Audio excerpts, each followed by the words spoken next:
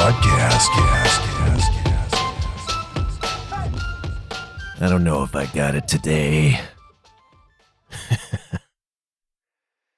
You hear the gravel in that voice. You hear the bass in that voice. You'll forgive me. You'll forgive me, I hope, because the dulcet tones are a little ravaged today, and it's not for the reason you might expect.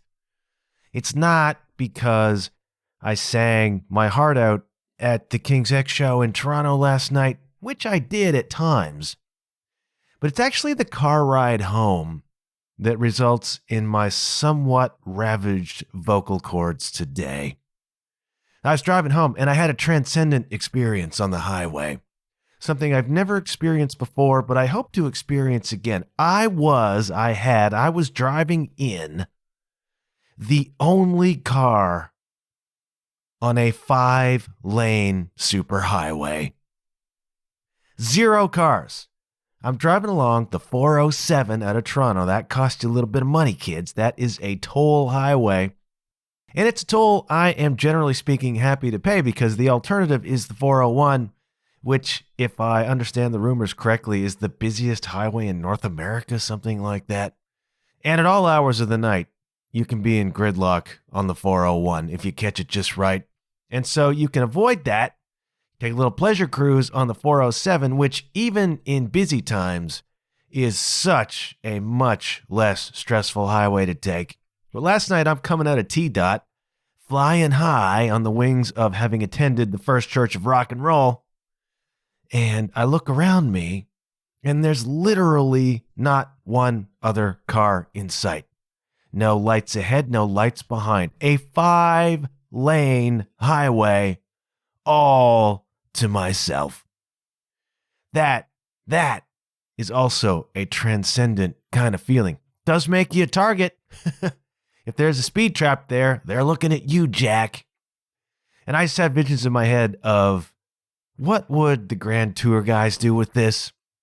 Very immediately, they would pull over and whatever they're driving, turn this into a drag race, man. But my car is not really a drag race car. But it was so nice to just have this sense of stretching out on a 5-lane highway where there is literally not one other car. And it occurs to me now that I could have done the 5-lane progression. Like I could have done the 5-lane shift, start in the fast lane or vice versa, cruise over to the slow lane and back into the middle again. I could have done all that and I probably would have been arrested. Because again, you're the only car on the highway. You're the only one they see, man. Nobody's tailwind to tuck in beside. But my voice is not ravaged from the King's X show. My voice is ravaged actually from the ride home. Normally, I listen to a podcast on the way home in a circumstance like that. When you come out of a big rock show, and the King's X show is a big rock show, man. It is loud. It is rock and roll. A lot of times, when I come out of that, in the aftermath, I just want something more quiet. I want something more peaceful, something more gentle, just so I can kind of bask in what I've just been through and just experienced. And I can decompress and I can chill just a little bit, late night cruise. I reach down between my legs and ease the seat back. You know what I mean? And you can do that when you're the only car on a 5-lane freaking highway. Normally I put on a podcast. I didn't this time. I listened to some stuff that I recorded a long time ago that I haven't listened to in a while, and that was fine. And then on my Spotify popped up the Plans album by Death Cab for Cutie. That was the first Death Cab album that I was introduced to and that I got into, and it's terrific, man. Indie rock, especially back in those days. Death Cab was more of an indie rock thing, and Plans, they still are, but there's more of, I want to say, a pop element to some of that now. It's more shimmery. The production became less raw indie rock and more electronic and a little bit more shimmery. Plans, I would think, was the transition between the more lo-fi indie rock sound into the more produced kind of pop indie rock sound, which is all good. Plans is a terrific record. I have not listened to it in a long time, but it's just one great song after another. And arguably my favorite Death Cab song, which is Brothers on a Hotel Bed, is on that record. And I have not listened to that in a very, very long time. And it popped up on Spotify because I think my spouse or significant other had been listening to it. And I thought, oh, I'm going to put on Death Cab. I mean, that's a nice easing off. That's a nice transition from King's X back into real reality. And I just began to sing along with it. And I'd forgotten a lot of the lyrics, but they come back to you, you know, they exist in some shadowy corner of your mind. And then they can just be pulled out when you need them, you know. And so I'm singing along, and then that's great. And then, as often happens when I listen to Death Cab for Cutie, particularly those older records, the more indie rock records, almost immediately I want to listen to the Weaker Thans, right? Which is Canada's indie rock darlings. And I love the Weaker Thans, and there's a connection to this podcast because their drummer Jason Tate, of course, was an early guest on this program. Great episode, which I've released twice, actually. Go and check it out if you haven't. Probably the most influential drummer on my playing, Jason Tate, the Weaker Thans. And so I get through the Plans album, and then I put on some Weaker Thans, and I'm just singing along, and I'm singing along loud, and it fits me. I can sing that stuff. John K. Samson's voice is more or less in the kind of register that I have. And so I'm singing along, and I spent better part of an hour and a half just singing, and that's not what I do. Right? I can play the drums for an hour and a half, 2 hours, whatever you want. Can't really sing that long. My voice doesn't have the conditioning for that. I don't have the endurance. And so the result of that is that I wake up this morning sounding as though I have a cold or an influenza. I don't. My voice is just torn apart from singing for a long time. It's fatigued. It's tired. King's X, man.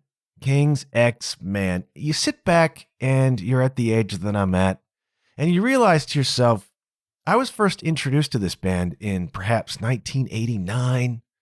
Their first record was 1988, and I got hip to them around 1989.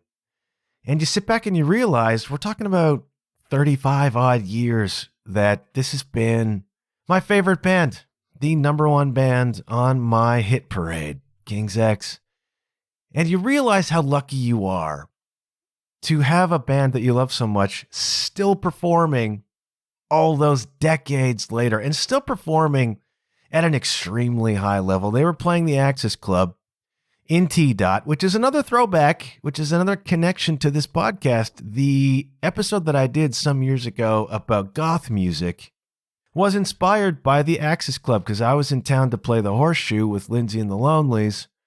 And as we were driving around, we drove by this club that I'd never heard of. And there was just a long line of gothy looking kids out front of this place. And I was like, what is that? What club is that? Who is playing there? And it was an Australian band, it turns out, was playing there. Kind of a pop punk thing. I can't remember what they were called. But these gothy looking kids were lined up outside, and that just tipped me off to doing an episode about goth. And so the Axis Club also forms part of the mythology of this podcast, man. You got Jason Tate, you got the Axis Club. It's all coming full circle, kids. It's all coming full circle. The Axis Club is a really, really cool space. Really, really cool room, man. I had never been in there before. Was very curious about it. Just a classy joint. So I connected with our old pal Jay, also a legend of this podcast. And Jay and I hooked up, and we drove in to Toronto to check out the King's X show, man. I have not seen them in 7 or 8 years. I think the last time I saw them was in Binghamton, New York, the Paris of New York State. And that was a great show. And then they hadn't released anything in a long time. Then they put out 3 Sides of One a couple years ago. And there was this new rush. There was this new surge of interest in the band and this new appreciation for the band, you know? And I had that feeling last night as I was looking around that audience, realizing we've all, most of us, grown up together listening to this band. And you look around and there's a lot of gray hair. There's a lot of older people, myself among them, and you feel, if you want to, you can feel this sense of time passing, and that can become existential for you Or you can look at it like how blessed we are to still be here 30 years later, listening to this band, which is still playing at such a high level and still performing at such a high level. What a freaking treat, man. How lucky, how fortunate are we, the King's X faithful, to still be able to do that with this band. But you also get it in the back of your head that it's going to be the last time sooner or later. And I hope that was not my last King's X show. Doug Pinnick will be 74 this year. And I mean, he is super duper lean, super duper healthy, still singing hard, still rocking out. And he is such an inspiration, man. Such an inspiration for all of us who still have musical ambition or any other sort of ambition. You know, you reach the age I'm at, which is 50, and I have friends a bit older, I have friends a bit younger, but you reach this point and you begin to think things are over, you know? That's the mythology, that's the story that we learn, you know? You retire at 65 or whatever, 60, 65, and suddenly you're put out to pasture, you know? This has been what we've grown up with. I mean, that is changing so much. People don't so much think that way anymore, and nor should they, by the way, because medical science is making it such that should climate change not kill us all, or some sort of nuclear war, a lot of us are going to live a long dang time, kids, all right? 100 years old is not going to be much worth celebrating at a certain point, because people are going to live for freaking ever. So don't get this notion in your head that 60, 65 is the end of the line. A lot of us are probably going to live a lot longer than that, supposing there's a planet to live on, right? Still, we grow up around a certain story. We grow up around a certain mythology that says when you reach the age that I'm at, you begin to look at the downhill side of things. And so doing things like being a musician or a writer or any sort of artistic thing, you begin to feel like the jig is up. It's over, man. No can do. But then you look at somebody like Doug and the other guys in the band. Jerry Gaskell's like 64, Ty is like 60, and they're getting older, but they're still crushing, man. They're still out there on the road. They're still playing. They're very obviously having a great time. You know, this pressure that I suspect they felt 30 years ago when they were more in the mainstream and trying to break through. And we're recording on major labels, and we're touring big and in support of bands like AC/DC, for example, playing big rooms, playing big pressure. There was a lot of big money involved. And those records they put out were just dynamite. Like, I don't know if anybody else has a 5-record run like King's X had after the start of their career. Just phenomenal stuff, man. And you can just tell when they're on stage now that they're having so much fun. And they're smiling and they're playing and the crowd is singing along. There are moments in this show. Early on in the set, they played Pillow from the Dogman record, which just crushes. It just pounds. Pillow is such a heavy song on such a heavy album, man. And as soon as they hit the first chord, they play the intro riff, which is the riff that plays beneath the chorus. As soon as they go into it, the crowd starts singing the chorus. You know, then they just smile and they just let the crowd sing that chorus through before they go into the first verse. It's really a communion of the faithful, and it's just such a powerful show. And you can just tell that they're having a great time. I mean, Jerry Gaskell technically died, the drummer. He's had 2 heart attacks. Ty, the guitar player, my favorite musician on the planet, has had some health issues. Doug is going to be 74. And so you go into these things now thinking, might be the last time. You don't know, right? My hope is that whenever the curtain does come down on this band, it's done by their choice and intentionally. And if they set up we're having a last show, presumably in Houston, where it all started, I would like to be there. And so when I go into this gig, I don't necessarily look at it like it's going to be the last time. I'm hoping that there's a couple more tours that I can go and see. But if not, and if there's a finale, I would like to be there. But you just don't know. You just don't know.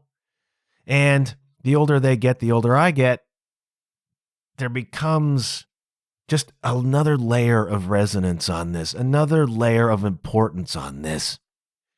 And so Jay and I loaded up and we drove down. And doors were supposed to be at 7, right? We got into the area at around 6. And it's just fun because you're walking around the neighborhood and there's King's X t-shirts. And you can nod at a guy and you can talk to a guy about the shirt. I was wearing a Galactic Cowboys t-shirt, King's X adjacent, which got all kinds of response from people as I was passing by. In fact, there was a guy, we were standing in line, and the guy tapped me and he says, I know this is going to be weird, man, but would you mind if I took a picture of your shirt? It's like, okay, man, whatever you like. And he did, and off he went. But we got there at around 6. Doors were opening at 7, and we thought to ourselves, we probably don't need to be in line already. But there were people in line already who presumably were going to try to get to the front of the stage. But my sense was that King's X show, it's not a stampede the way it is for younger bands. Like back in the day, probably, yeah, you wanted to get there early and get up front. But this is not a huge club. There's vantage points everywhere. Everybody's very, very chill at a King's X show. We're all 50 years old, for crying out loud. So we're like, nah, let's go get a coffee. And we did. And then there was more King's X fans at the coffee shop and we're talking.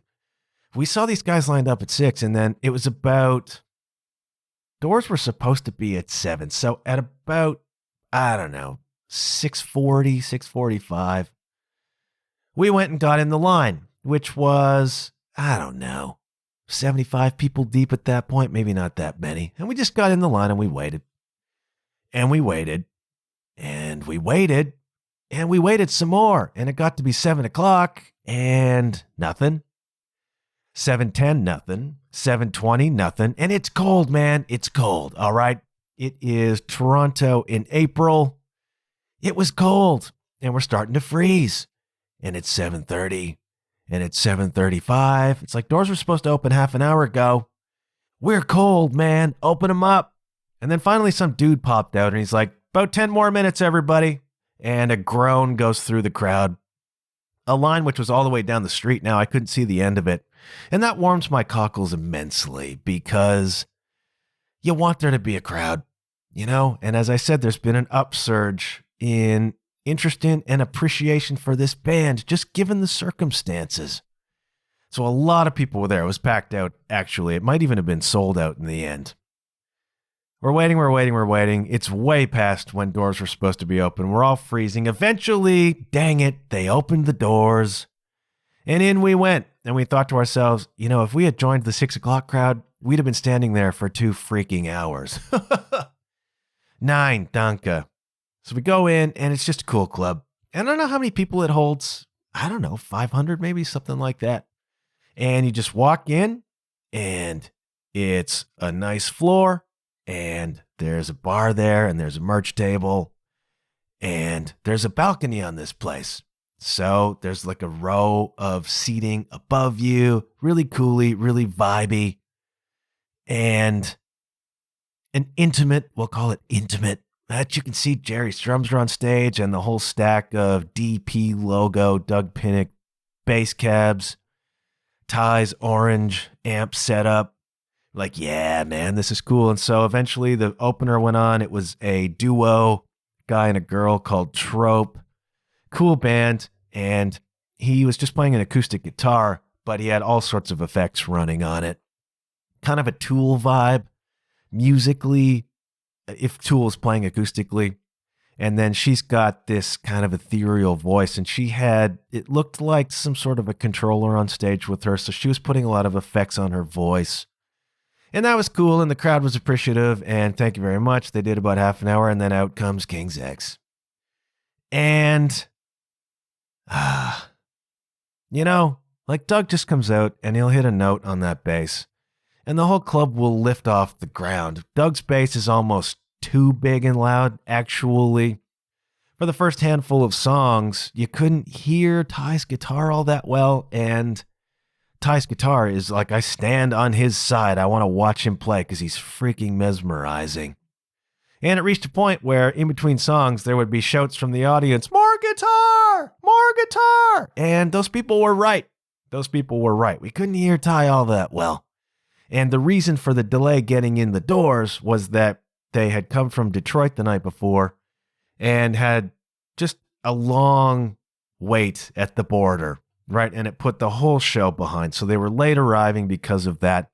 They were late sound checking because of that. And I wonder if the sound check was maybe a little bit rushed. And it's always a different animal, right? You sound check in an empty room. Then you put, I don't know, 500 or 600 people in that room, and it affects the way things sound. You always have to kind of tweak for when there's a crowd in the room. And so I think it took them a while to figure out that Ty's guitar wasn't cutting through the way the bass was, the way the drums were. So it was a little bit lost, and people were just calling out, more guitar, more guitar. And they were right. And eventually, at the end of one song, Doug says, they're asking for more guitar. And a cheer went up, and then Ty's guitar was turned up, and then the battle was fully joined. And they just played so great, and they just pounded so hard, and all the crowd singing with them. Vocal harmonies on point. They played a bunch of stuff from Three Sides of One, which is fun. Some back catalog, what they can still play from the back catalog. They, like many bands, as they've gotten older, the voices have dropped a little bit. And so things have dropped in tuning. They've lowered the tunings, and that just makes them even heavier, which is great. They played a couple tunes I've not heard before. That's not right. They played a couple tunes I've not heard them play live before, which is Mission from the Gretchen Goes to Nebraska record. Freaking fabulous. One of the great records of all time.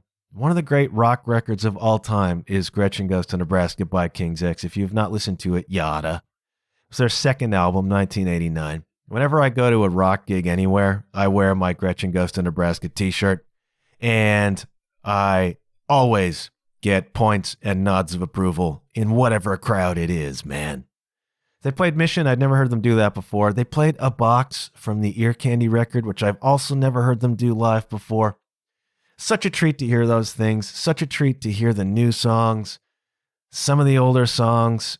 And it was about an hour and a half, and it always ends the way they end their show now, is they play Goldilocks, the ballad from the first record Out of the Silent Planet, which should have been a monster radio hit.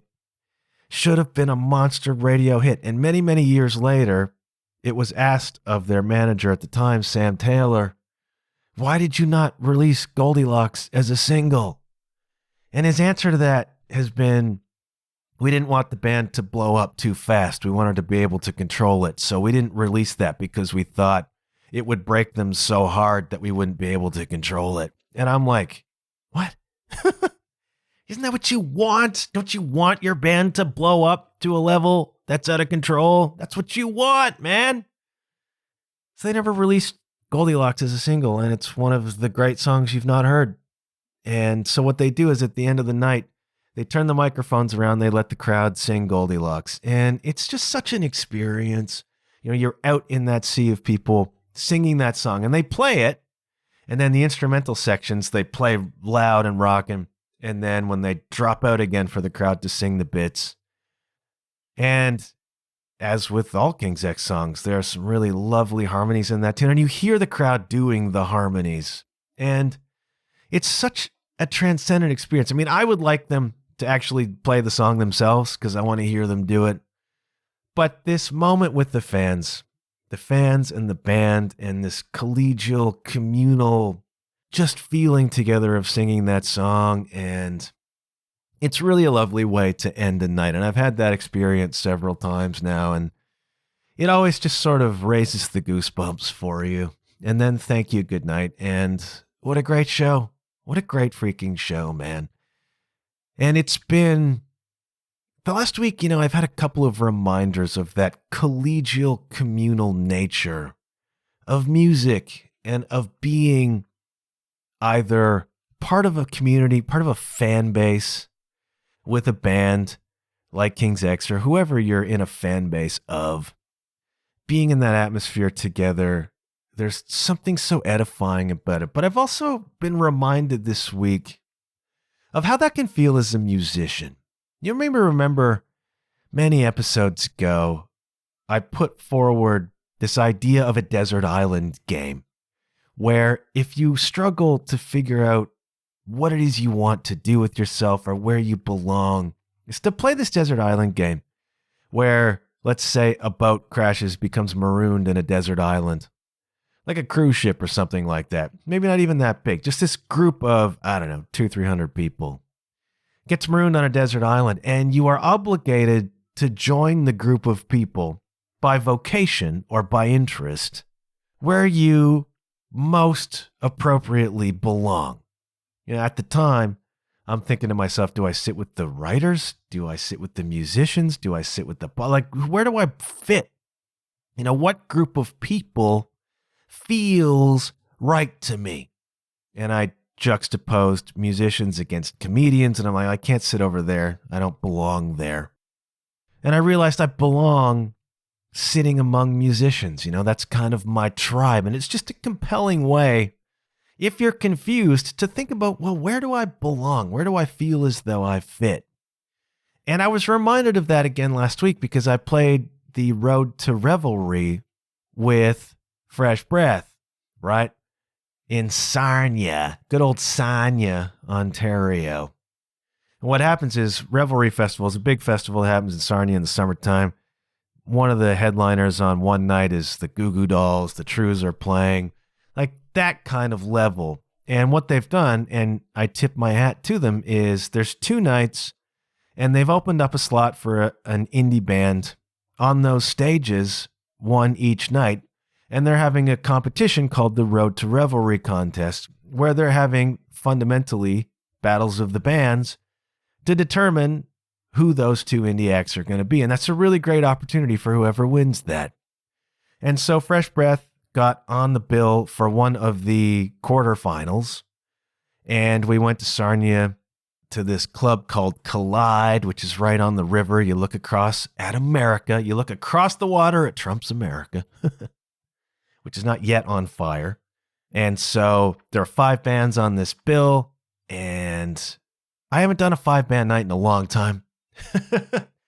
I've played a couple of 2 or 3 band nights, the Barn on the Farm with Fresh Breath and whatever, but a lot of times it's just maybe 1 or 2 bands on a bill. I haven't done 5 bands on a bill in a very long time. And so what struck me about that, though, was, again, this notion of the tribe of musicians. Right? We didn't know anybody else on that bill. Well, that's not true. Rose Coraperi and The Truth Untold was on it, and I know Rose from the London scene. But apart from that, I didn't know anybody else on that bill. But you load in, and there's it's not even a stage. It's one of those rooms where you just set up on a designated area of the floor. But it's an interesting spot. There's like a stone floor and brick walls, which is a murder for sound, by the way. But like super, super tall. You walk in on street level and you go down a couple levels to get to where the floor is and where the bar is and whatever. And then it goes up, I don't know how many stories. Like it's probably, 50 feet or something tall. Nightmare for sound, but visually very cool. And a cool bar. And so you load in and you've got 5 bands and gear for 5 bands, and you've got to work this out. And what happens is you kind of stake out your territory in the green room where you put your stuff and you keep it very organized and you keep it separate and you leave room for people. But almost immediately you walk in and you are face to face with other bands from somewhere. And you might expect, especially on a night like this, which is a night of competition, technically, at least it's framed that way, you might expect a bit of uneasiness maybe between the bands, between the musicians. You might expect a bit of territorialism, a bit of whatever, a bit of animosity, strangeness, because it's a battle of the bands, I guess. That sounds a bit high school, but fundamentally that's what it is. The winner of this event, quote unquote winner, is going on to the semifinals. And so there's something at stake here, but you don't walk into that and feel as though you're in competition with people. You walk in and you're backstage and there's other bands and there is this feeling of collegiality. Now, I've talked about this before, how musicians have to work together. You have to work together with gear. You have to share gear. You have to work together with changeovers. The way this worked is everybody got like a half an hour set. You got a 15-minute changeover, man, which means your snare, cymbals, pedal have got to get swapped out for mine. And your stuff's got to get off the stage so our stuff can get on the stage. And what can we share? Okay, that works. And you've got to accommodate other bands. You've got to work with other bands of strangers. And almost invariably, the vibe on that is just so helpful and supportive, right? The second band that went on is called Avalon Stone, the Avalon Stone Band from Kitchener, right? And they're 2 minutes from going on, and the guitar player's having an issue with his strap locks. And he's come backstage, and he's in a panic. Not a panic, but he's working fast because he's got to fix whatever's going on with his guitar and get back out and play the freaking set. And he's got a screwdriver out, and he's working on this thing, and he's doing this, and he's doing that. And immediately, even though I know nothing about guitars, I'm like, dude, what can I do to help? And then a guitar player from one of the other bands is over, and the two of them are working on this guitar, trying to get it ready, and they tape it up and they do whatever they have to do. But it's just illustrative of the teamwork that happens backstage, of this collegial environment. There was none of this standoffishness. There were none of these kind of one band tucked in the corner looking over their shoulders at everybody else. It's like, hey, how are you doing? Good to meet you. Where are you from? What's your story? We're going to put our stuff here. Yeah, that's cool. We'll put our stuff here. Dude's guitar is a problem. Who can help? And, people rush in to try to help. And that is the way, for the most part, the music scene actually works. And I've seen that at higher levels too. I've seen, having been the opening band for some prominent acts like Finger 11, like Nazareth, like the Headstones. And I've seen the way in which you're part of the club. Even if you're just a local indie band who's opening the show, once you reach backstage and you've got your pass with you, you're part of the crew, man. You are part of the crowd. And it feels like in other worlds, there are gatekeepers.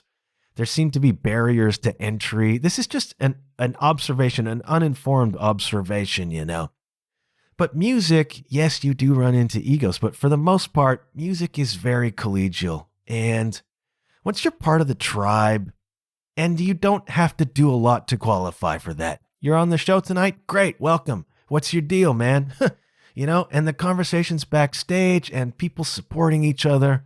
And a band comes off stage and it's like, great set, well done, way to go. And I had to be reminded, it had been a long time since I've been in that scenario. It's just being reminded again of this really supportive atmosphere that generally exists in the music world. And it was really fun to see that. You get it at King's X as an audience member. You get it at Road to Revelry as just a member of one of the bands playing the show. And so we didn't win.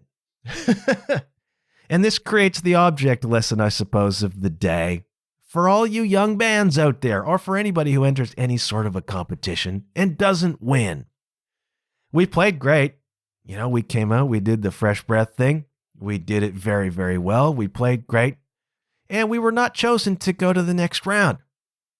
And there's a temptation when you're in that circumstance to take that very personally, because it is fundamentally an adjudication of your art or an adjudication of your performance. And it's very easy to get caught up in not having won that and feel as though you failed in some way or you're not good enough in some way. But in this circumstance and in so many other circumstances, it's often just a case of you're not what they're looking for. And the reality is we went into this thing having no idea what the criteria is really, and we still don't know what they were looking for. What we noticed from the list of bands on this thing is that it opened with a kind of a bluegrass kind of a group. Great, cool, they did really great. And then Fresh Breath is more of a Southern rock Americana thing. And then the other three bands on this bill were very much modern rock, modern alternative, pretty heavy, bordering on metal in some cases. And one of those bands won. It was Avalon Stone, and they were fully deserving of that because they're really, really good, and we'll talk about them more in a minute. But it's like, probably they weren't looking for a Southern rock band to be on the bill for Revelry, right? We don't know. They never told us.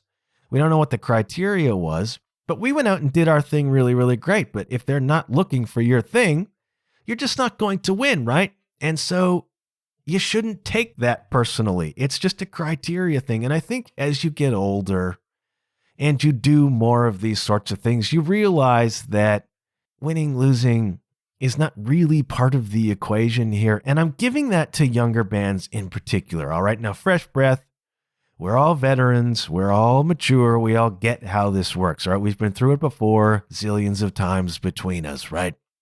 It's a battle of the bands. It's a competition, like whatever. Okay. We don't go into it with that in mind, I don't think. I think we go into it like, hey, there's a gig we're playing tonight.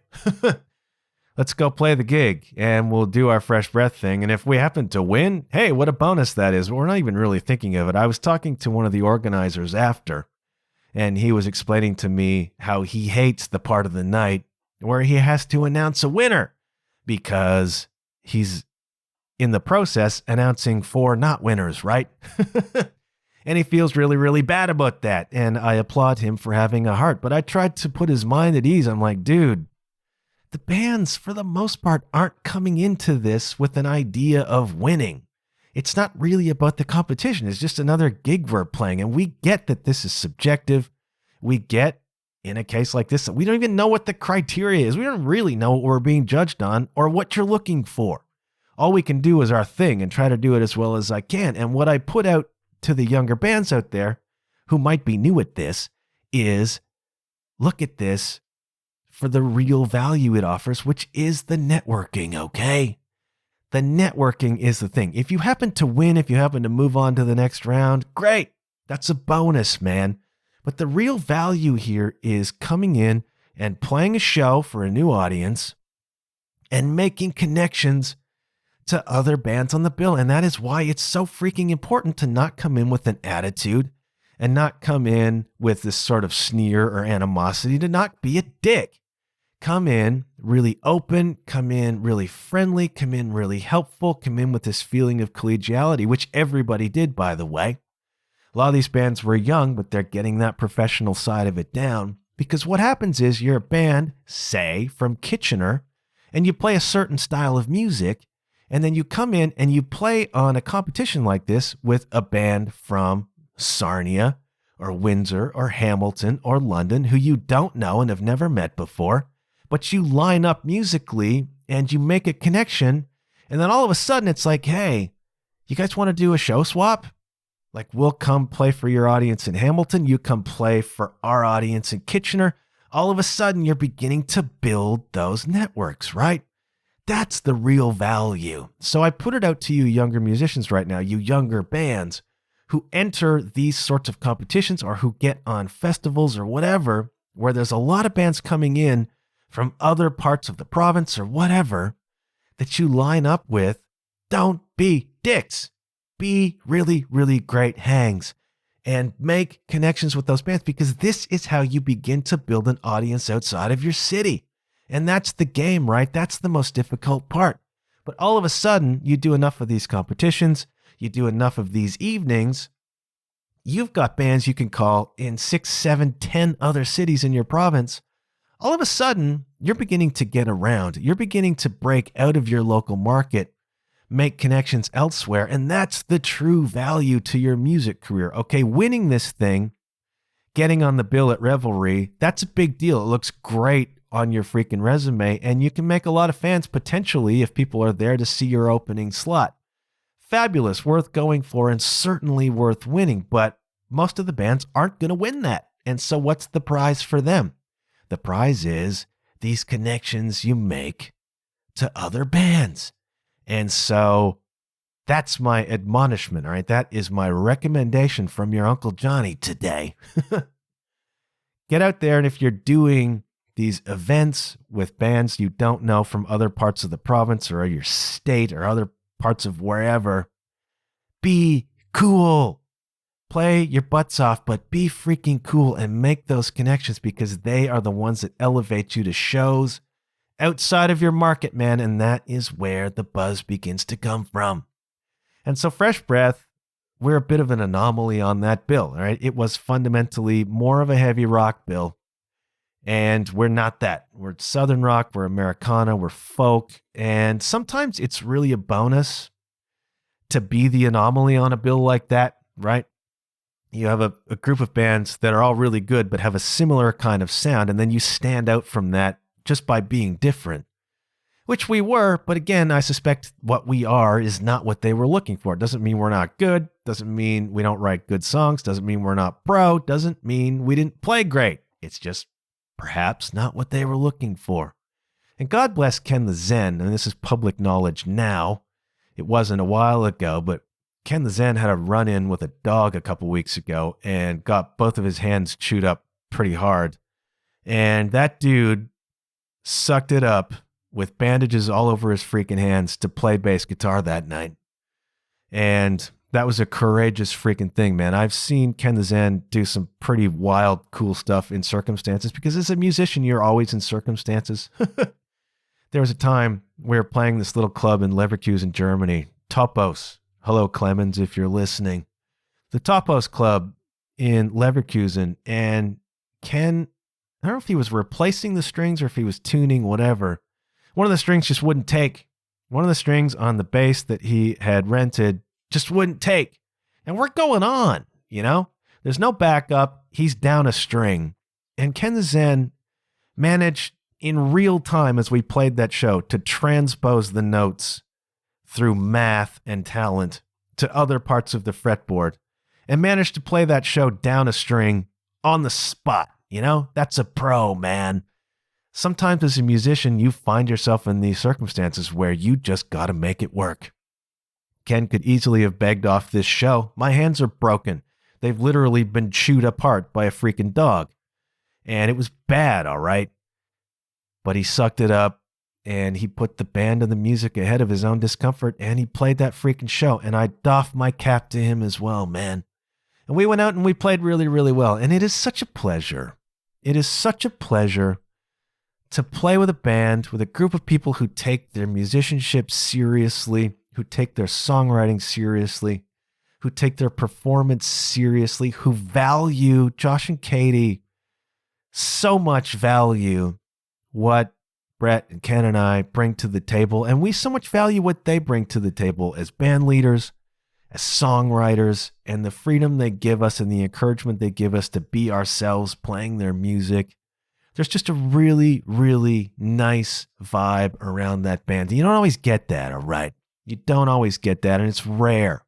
My other admonishment to young musicians is, if you find yourself in a situation, in a band that feels good and everybody feels good together, value that, okay? It is not always going to be that way, so value it and take advantage of it, right? And so it's just a privilege always. There's my voice cracking. It's just a privilege always to play with Fresh Breath and to be in those circumstances and to support Josh and Katie in a quote-unquote competition like that. And we did great. We played really well, and we're proud of ourselves, and we had a really fun night. But the winner was Avalon Stone of Kitchener, Ontario. Avalon, young, really, really talented, great singer, and she's got a crackerjack band working with her too, okay?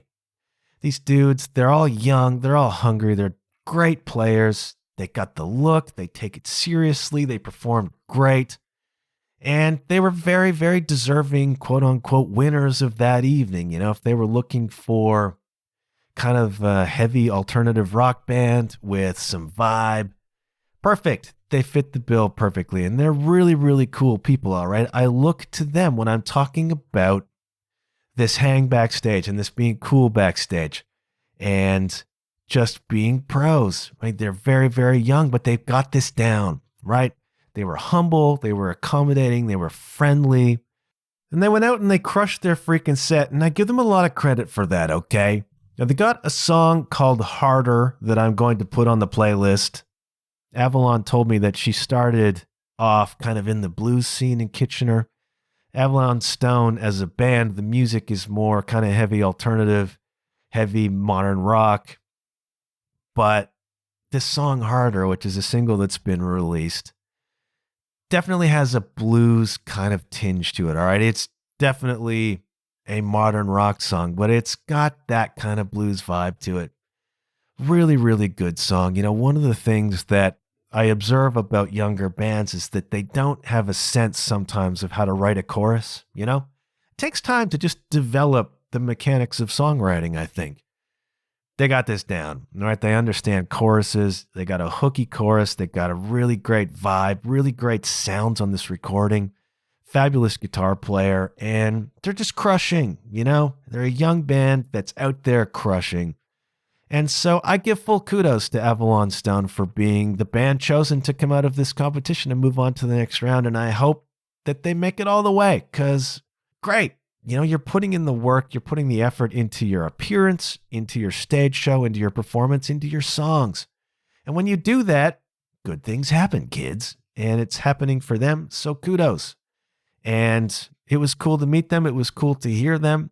And go listen to that song, Harder by Avalon Stone, and pay attention to that band, kids, all right? I think they're going places, and kudos to them. And thank you to Josh and Katie and Fresh Breath for another memorable evening. We had a good hang together, fun to play together. And if we were not the style or the band chosen to move on, so be it. We had a good time. And I think some people out there who had never heard us before may be interested in what we're doing. And that's all you can do in those circumstances, okay? You cannot control the results of it. You can only go out and do your thing. And if you're what the judges want, on you go. And if you're not, you smile and wave, to quote the Headstones, Let's do a Patreon plug real quick, all right? Folks, there's a Patreon page for this podcast. It's patreon.com/JohnHuffPodcast. I have one membership tier. It's $5 a month. It's you saying to me, hey, man, I appreciate what you're doing on this show. If you are being inspired, motivated, if you're learning about new music, if you just like having a friendly voice in your ear holes once a week, please consider joining my Patreon for $5 a month. Think of it, as I always say, of tipping me $1.25 for every episode I do. It is the antidote to me running reams and reams and reams of ads on this podcast, which I do not want to do. My Patreon is you saying to me, I appreciate the work you're doing. To me, it's worth a $5 investment every month just to say, thank you so much for what you're doing. And I want to thank the patrons who have signed up for that so far. Warm my cockles, kids. You give me a real boost. I have merch, john-huff.com/shop. I got your t-shirts. I got your mugs. Some nice merch on there. Thank you to those who have purchased. Thank you to whoever shares my episode teasers, whoever shares the episodes, whoever tells a friend. That's still the best advertising, kids. The best way. I've been beating my head against the social media wall to the point where I almost question the efficacy of advertising the episodes anymore. My teasers get such little response. It's like, I don't think this is the way to do it. I think word of mouth is still the best way. So if you know people who could use a pick-me-up, who could use a friendly voice, people who like podcasts, please just consider telling them about mine and suggesting that they check out an episode. And thank you ever so kindly for that. Ratings and reviews are always most welcome. And thank you, just thank you for your support. Patreon.com/JohnHuffPodcast, john-huff.com/shop. And I'm on Insta, and I'm on Facebook, and I'm on Threads. Follow, share, like, subscribe, all that fun stuff. And thank you ever so kindly. We talked about a veteran band to kick this show off, which is, of course, the mighty King's X. Let's look now at a band that maybe in 30 years, other people will look back fondly on as their favorite, as their hair grays and they're in the audience. Ran across a band in my travels, a Canadian band. We're doing CanCon here, kids. Band is called Freeze the Fall. They are of Kelowna, British Columbia, the Okanagan Valley. I played in Kelowna one time, and that was a memorable chicken wire gig. We were booked, it was Carly and I, and our pal Pat playing this joint. I don't even remember what it was. It was a restaurant in Kelowna. And when we booked the gig, we said, do you have a PA? And they said, yeah, we have a PA. We have a microphone and stuff. I'm like, okay, I guess we'll book the show. And so we turn up to play this joint. Their PA was the microphone at the bar that was connected to a couple of speakers in the room whereby they could call out orders and stuff. That's not a PA, man. And we were not traveling with a PA. We were booking rooms that had the PA so as not to need traveling with a PA. We're like, that's not a PA. We can't play that way. And so what we wound up doing as a compromise was we played acoustically and we just kind of went table to table like Mexican, whatever that is. You go to a Mexican resort and the Mexican mariachi band comes around table to table. Well, that was the Carly band that night. We set up in one corner and played for a while, and then I think we stopped by a couple of tables. And it wasn't great. Be perfectly honest, it wasn't great as a musical situation. It wasn't great as a performance. We played well, but it was just weird. But it was a memorable night and a memorable story, and that's Kelowna, British Columbia, in the heart of the beautiful Okanagan wine country. There's this band of literal teenagers called Freeze the Fall. They are 15, 16 years old. And I sit back and I scratch my freaking head at how a group of kids that young can produce such mature music. They released a single called Daughters of Witches about a month ago. And this is on YouTube. You can go check it out. And this is the sort of band that could play with Avalon Stone, actually. They are a modern hard rock band. I think the guitars are detuned, it's heavy, and it's vibey and atmospheric and very melodic. And it's two girls and a guy. And I'm just like, this is great. How does a 15-year-old, how does a 16-year-old write music of this kind of complexity? The production on it is extremely professional. The guitar tones are excellent. The drums are great. A wonderful chorus, some great vocal harmonies on it. I'm like, what? How are you 15 and you're writing a song like this? It's almost suspicious.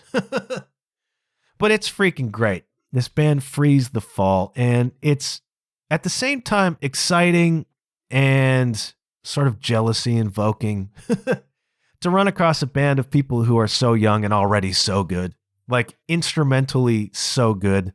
So accomplished on their instruments, great vocals, and just to be writing a song at this level of complexity and intricacy and infusing these vocal hooks into it. It's really, really good stuff, man. It's heavy, it's melodic, it's very, very accomplished, especially for people as young as they are.